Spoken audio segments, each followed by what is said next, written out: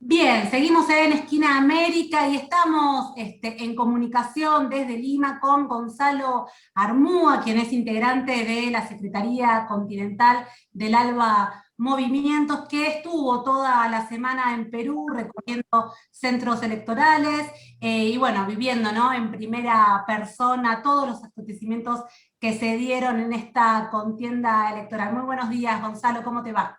Hola, ¿cómo están? Buenos días también para ustedes. Muchísimas gracias, Gonzalo, por esta comunicación, por tomarte este rato desde el epicentro de los hechos.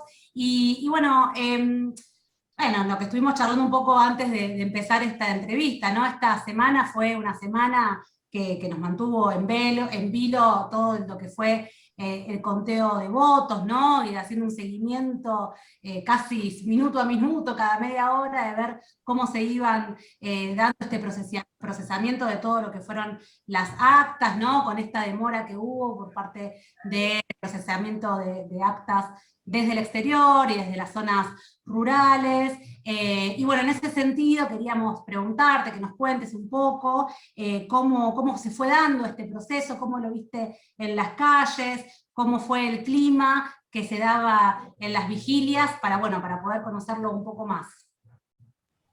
Bueno, a diferencia de lo que se vivió desde afuera, ¿no? Que se veía este conteo milimétrico a cuentagotas, aquí ya desde el domingo, lunes, ya se sabía que el profe Castillo ganaba. ¿Sí? Había una serie de indicios que permitían ver eso. Primero por que la fuerza de Keiko Fujimori no salió a declararse victoriosa instantáneamente.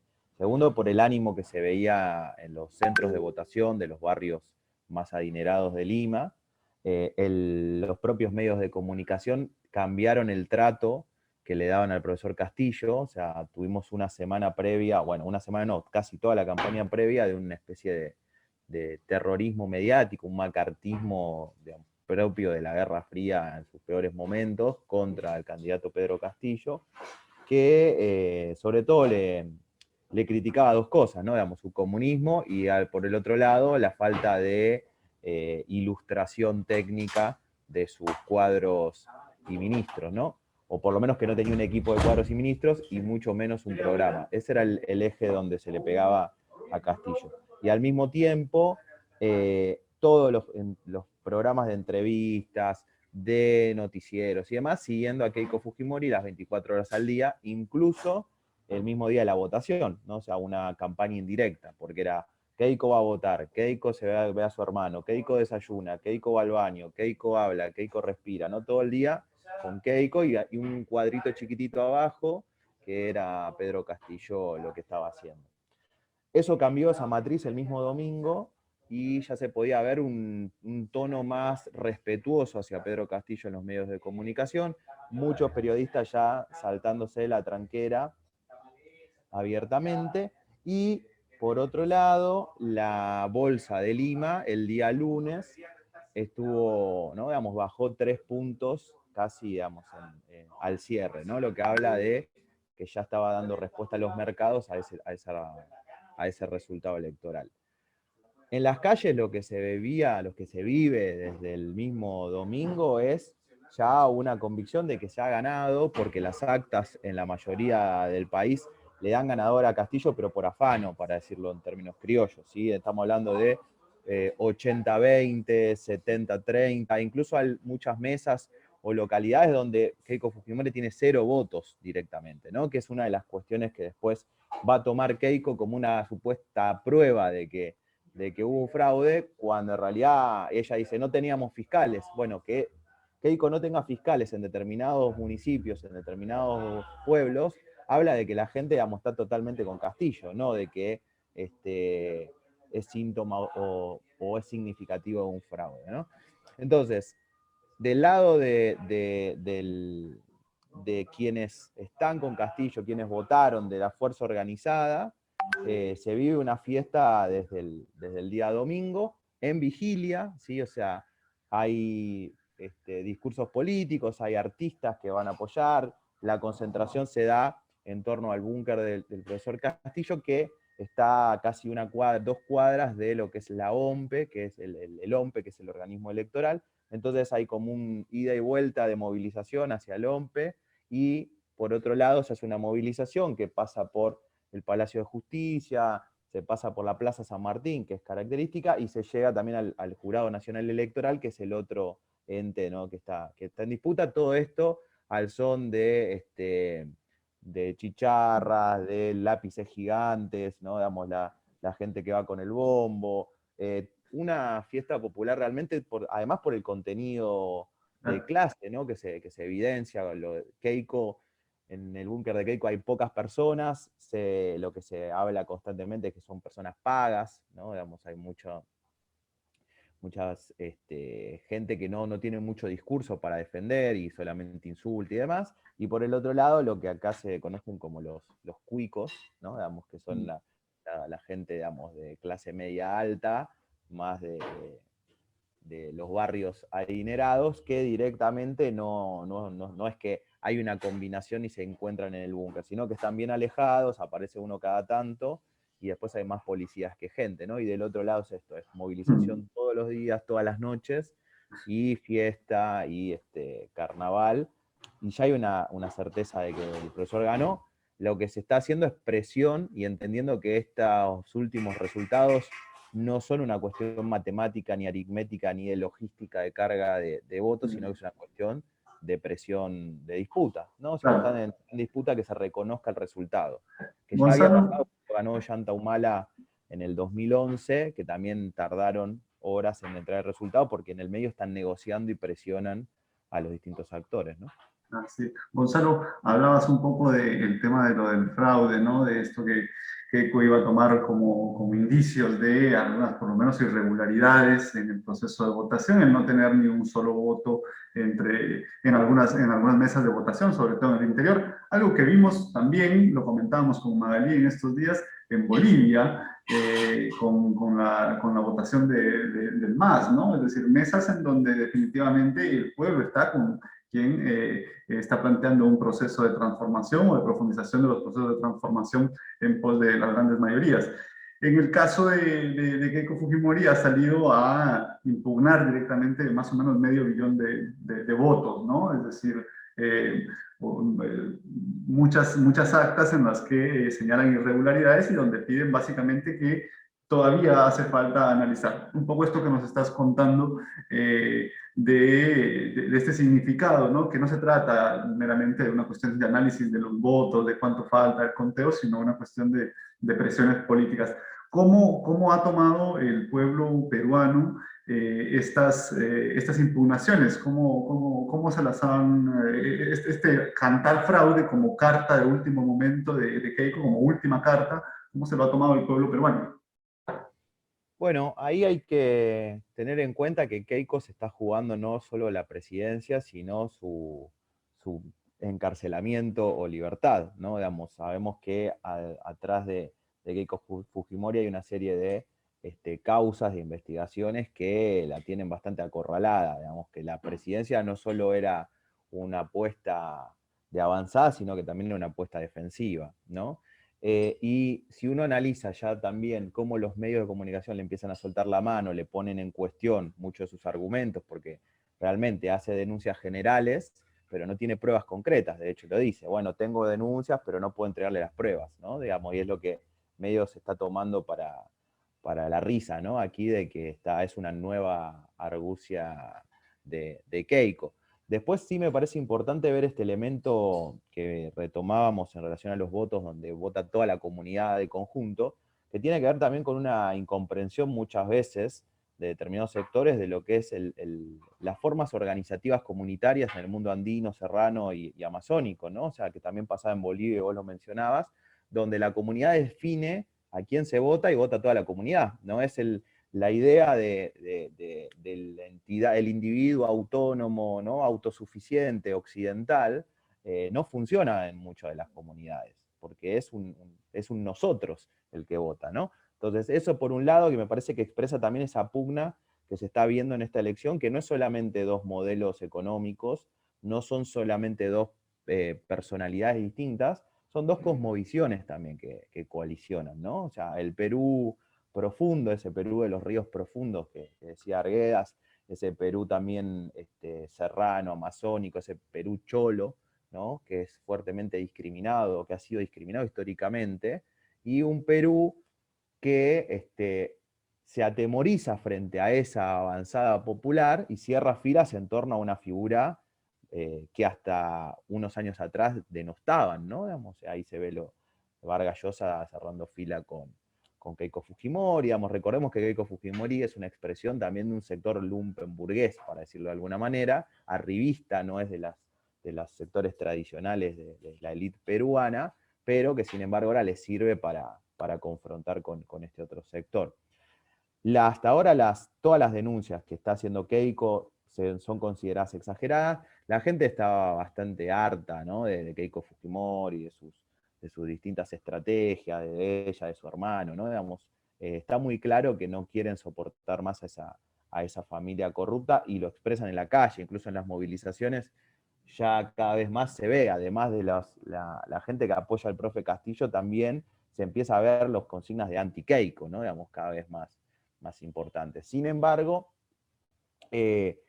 estas argucias legales, sumadas a algunos medios de comunicación y su estrategia de redes sociales, le dan una caja de resonancia a Keiko Fujimori que parecería que podría tener mayor grado de pregnancia en el pueblo, ¿no? Sin embargo, uno habla con los distintos sectores, incluso hasta los que votaron a Keiko, y la votan a Keiko como tapándose la nariz, no es que le creen, ¿no? Digamos, dicen, bueno, pasa que con el profe me gusta, pero sé que va a haber inestabilidad, o me gusta, pero bueno, es comunista, pero es humilde, y van a decir, bueno, pero ¿por qué votaste a Keiko? Y bueno, porque sí, digamos, no hay muchas defensas, ¿no? Entonces, en ese sentido, por abajo no está teniendo, no es que hay una confrontación de sectores que vos ves que hay movilizaciones en favor de Keiko y que están saliendo a gritar fraude, como podían tener sectores de la derecha en Venezuela, ¿no? Que tenían algún grado de movilización, entonces combinaban lo mediático, la movilización, la diplomacia internacional.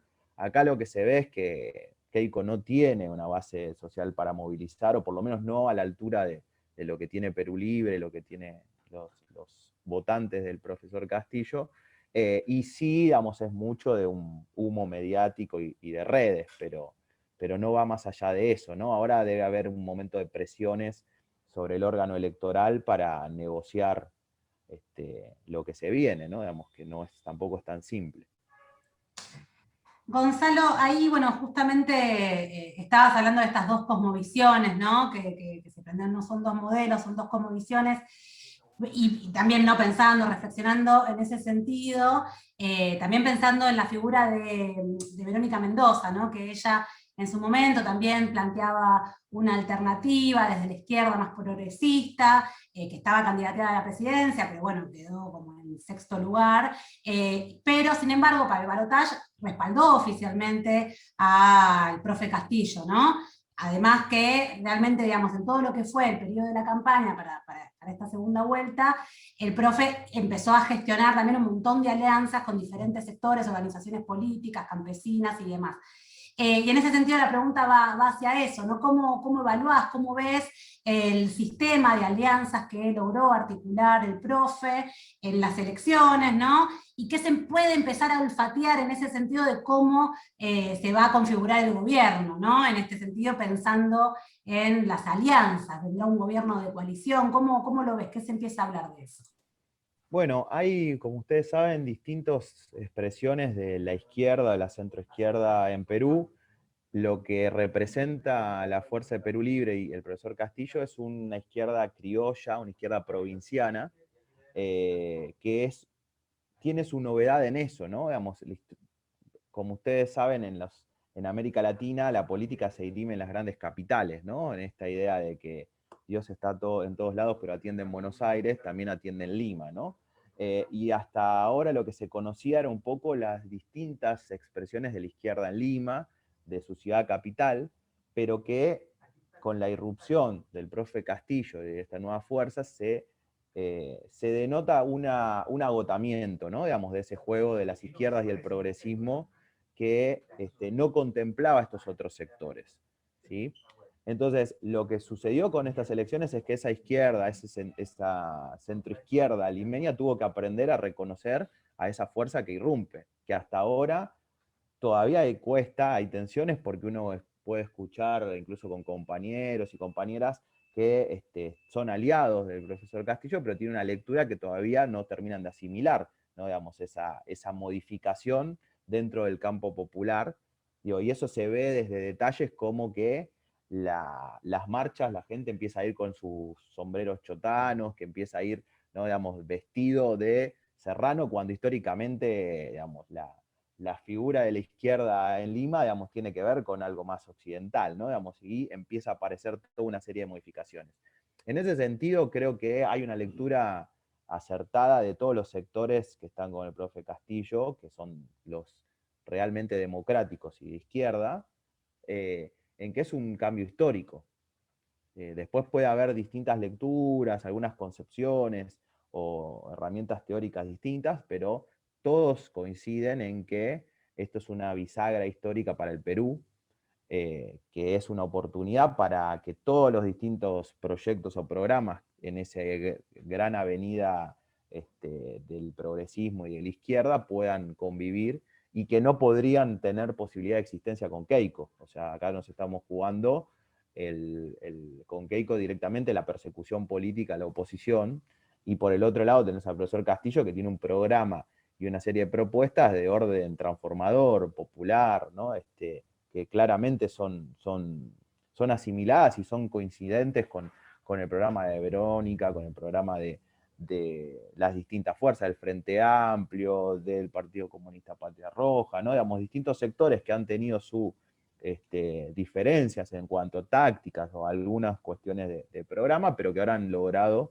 que eso coincida. Obviamente que siempre eso no es algo lineal, ni es algo, ¿no? Digamos, que se ordena de un día para el otro, pero me parece que hay una perspectiva de compartir ese horizonte de transformación, esa necesidad de la integración latinoamericana, que la tienen las distintas fuerzas, porque se entiende que aquí, si se piensa la batalla solo en Perú, con la correlación de fuerzas nacionales, también va a estar difícil, ¿no? Entonces, lo que se avecina ahí es pues seguramente, ¿no? Digamos, una serie de equipos de trabajo que ya se empezaron a hacer, a conformar, que son los equipos que van a terminar trabajando en los ministerios, y ahí fueron incorporando a distintos compañeros y compañeras de las distintas fuerzas, ¿no? Digamos, desde gente de Nuevo Perú, gente de Frente Amplio, algunos sectores intelectuales, ¿no? Digamos, honestos, que aquí en Perú, digamos, tiene un valor importante, ¿no? Digamos, los que no han sido cooptados o los que no estaban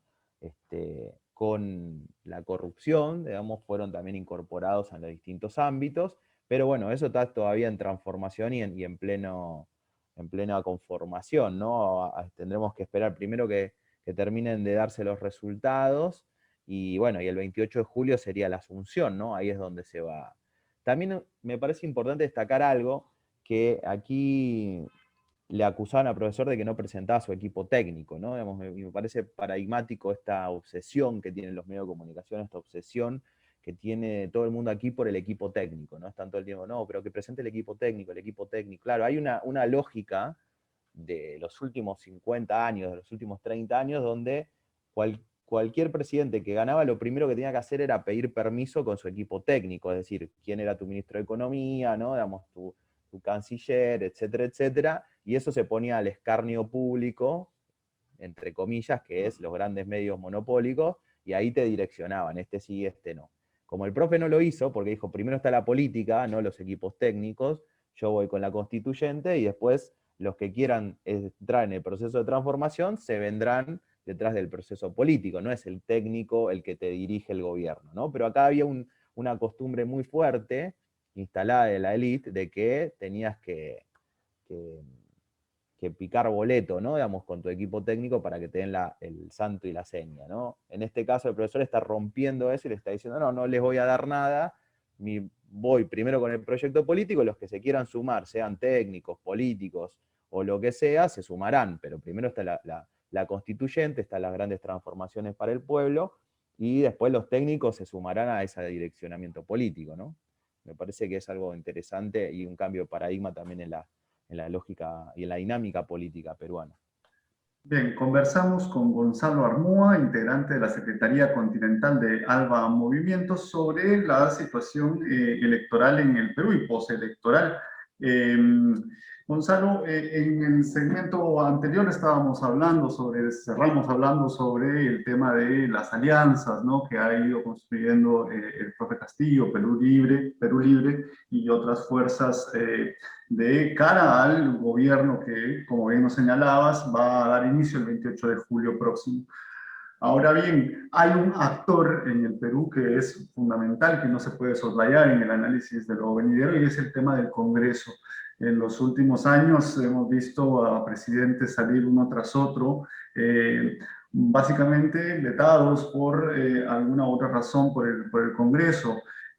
Por las alianzas que se dan al interior. Este Congreso, que se conforma para esta legislatura del 2021 al 2026, está conformado por 10 partidos, está muy fragmentado. ¿Qué análisis podemos hacer de frente a un Congreso así de un gobierno del profe Castillo? Bien, ahí el profesor Castillo tiene una definición clara, ¿no?, que tiene que ver con que el gobierno va a tener que estar sustentado en la calle. Es decir, un gobierno popular que aspira a esas transformaciones no va a poder depender de los otros poderes que le van a poner, digamos, escollos y palos en la rueda para avanzar, va a depender de la movilización popular. Eso como primer término. Pero si vamos a la cuestión del Congreso, hay que tener en cuenta un elemento, que si bien no se tiene la mayoría en el Congreso, los partidos que hoy en día están o fueron detrás del voto de Keiko Fujimori, no necesariamente son aliados de Keiko Fujimori en lo estratégico.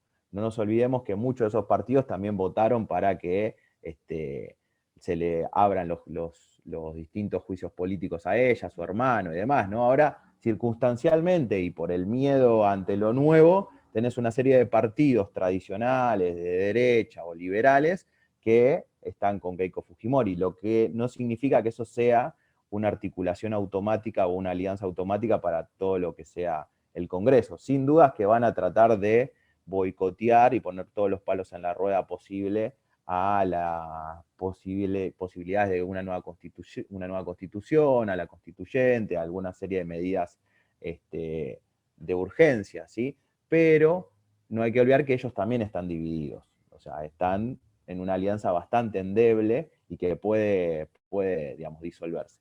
Después hay otro elemento más que me parecía importante destacar, que no lo mencioné antes, que es que también en la alianza de Pedro Castillo tenés sectores que por su peso en el campo popular peruano tienen un grado de participación y que van a permitir, digamos, la sostenibilidad del gobierno. Y me estoy refiriendo a los Ronderos, que es una organización comunitaria campesina, ¿sí?, que tiene más de 2 millones de integrantes y que ha crecido en los últimos años, y que ellos gestionan su propia justicia, sus propios territorios autónomos, etcétera, etcétera. O sea, tienen una experiencia muy importante de organización territorial.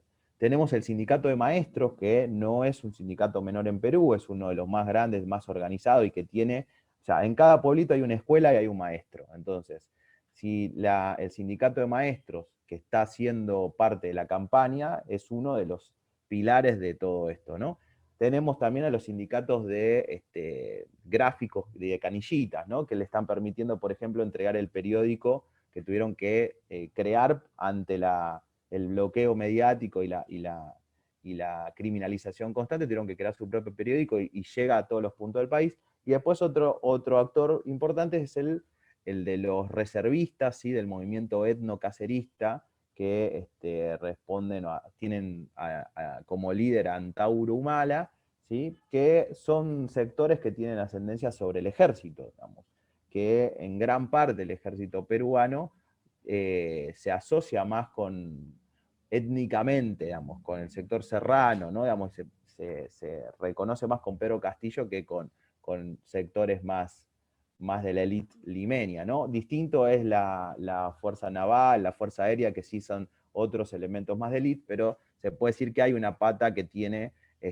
algún grado de ascendencia sobre sectores del ejército, sobre todo soldados y reservistas, que también es un punto fuerte. Digo, menciono esto porque si bien la institucionalidad va a estar minada de un montón de trabas y de trincheras, por fuera de esa institucionalidad neoliberal, digamos, la Constitución del 91, digamos, y las fuerzas que van a estar ahí adentro, tenés un paraguas de organizaciones sociales populares, territoriales, ¿no? De distinto tipo, que permitirían tener cierto grado de maniobra, o por lo menos mayor espalda para poder generar algún tipo de gobierno, ¿no? Por eso la insistencia siempre del profesor Castillo de que es necesario tener movilización popular para poder sostener y avanzar, ¿no? Me parece que eso lo emparenta más a procesos como el de Bolivia, como el de Venezuela, más que a procesos como el de Ecuador, Argentina, Uruguay, ¿no? Digamos, con un componente de participación protagónica muy fuerte. Gonzalo, vimos ahí en algunas fotos en tu Twitter que te reuniste con el profe, con Pedro Castillo, junto con otros compañeros y compañeras. Y bueno, la verdad que todavía es un líder poco conocido en la región, porque la verdad que irrumpió, digamos, con mucha fuerza en estas elecciones, pero quizás previamente no era tan conocido, fue una sorpresa, como bien lo sabemos, el resultado, sobre todo de la primera vuelta. Y por eso te queríamos preguntar qué nos puedes contar de él, ¿no? Como compañero, como ser humano, digamos, como hombre, y qué inspira en el pueblo, ¿no? Más características bueno, el Pedro Castillo profe, digamos, ¿no? Sí, lo primero que uno observa cuando se encuentra con el profe Castillo es que es una persona muy humilde, que todo el tiempo nos agradeció por estar, por venir de otro país, estar, ¿no? Digamos, cuando uno lo quería abrazar y, ¿no? Decir, bueno, estamos acá para apoyar con todo, y él estaba agradecido, con una firmeza, una claridad, así de una persona de pocas palabras, pero con mucha certidumbre, ¿no? Digamos, o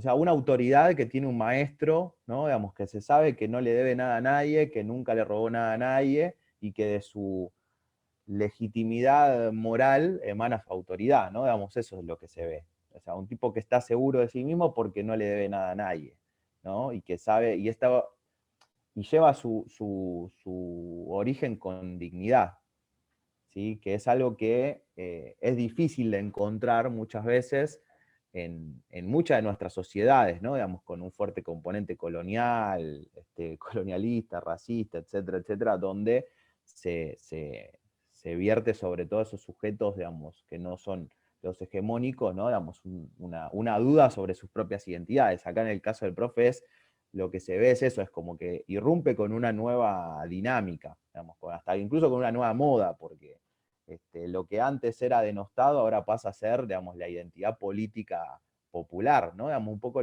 como lo veo como está incipiente, pero lo que pasó con los llaneros en Venezuela, ¿no? Digamos, que eran, bueno, los que están allá al fondo, y de repente con Chávez pasa a ser la figura nacional, ¿no? Digamos, por excelencia. Y un poco me parece que está sucediendo eso. Y después con una claridad que viene del mundo gremial sindicalista, ¿no? Digamos, de esa concreción, ¿no? De decir, bueno, a nosotros nos parece que la cosa va por acá, por acá, por acá, en 3 o 4 puntos, ¿sí? No guitarrea al profe, para decirlo en nuestros términos, ¿no? Incluso nos planteó, le dijimos, bueno, ¿qué se puede trabajar a nivel internacional? Y nos planteó dos cosas en puntual: la vacuna, ¿sí? Ayudar a que Perú llegue la vacuna con rapidez y eficacia, y después el apoyo y la solidaridad internacional frente a los ataques que van a venir, ¿no? Digamos, y en eso estamos hablando de visibilidad en los medios de comunicación, en legitimar desde los distintos gobiernos y espacios políticos de la región, ¿no? Digamos, la necesidad de generar algún tipo de mayores niveles de integración de Perú, que hasta ahora estaba, ¿no? dentro del bloque de la Alianza del Pacífico, y además el epicentro del Grupo de Lima, bueno, esa nueva integración desde Perú va a requerir de bastante apoyo, ¿no? Entonces, si lo debería sintetizar al profe Castillo es eso, me parece una persona práctica, humilde y que abre una nueva identidad nacional, para decirlo de alguna manera. Bueno, no es poco, la verdad que como mencionabas, para un país y para sociedades, ¿no? Como las latinoamericanas, en donde precisamente el tema, el tema del colonialismo ha sido uno de los pilares, ¿no? Es decir, el tema del colonialismo en tanto esto, en tanto la posibilidad de unos dominar y determinar en qué lugar se encuentran unas amplias mayorías. Esto es realmente importante, que tiene que ver con lo que mencionabas también del equipo técnico, ¿no? Es decir, quienes llegan son aquellos que tienen acceso también a la formación, son aquellos que tienen acceso a estos círculos de gente con recursos, con privilegios, podríamos decir, para acceder a las que se presentan también como las únicas herramientas para hacer gobierno dentro de una lógica un tanto eurocéntrica, si se quiere, ¿no? Y que por supuesto, como bien también decías, se contrapone con lo comunitario y con unas cosmovisiones distintas, ¿no? Que están muy arraigadas, muy profundamente enraizadas en los pueblos y que tal cual se vienen a poner de manifiesto de pronto y sin haberlo esperado, nos parece, nadie lo preveía en estas elecciones del Perú. Gonzalo, te agradecemos sin duda, vamos a volver a conversar con vos cuando se cierre el proceso, esperamos a ver si nos puedes dar algunos minutos en unos días. Y bueno, nada, que siga yendo bien todo por allá por Lima, donde te encuentras en este momento. Y bueno, un abrazo grande. Un abrazo para ustedes y muchas gracias también por el tiempo. Pasó por Esquina América Gonzalo Armúa, que es integrante de la Secretaría Continental de ALBA Movimientos. Quédate en Esquina América.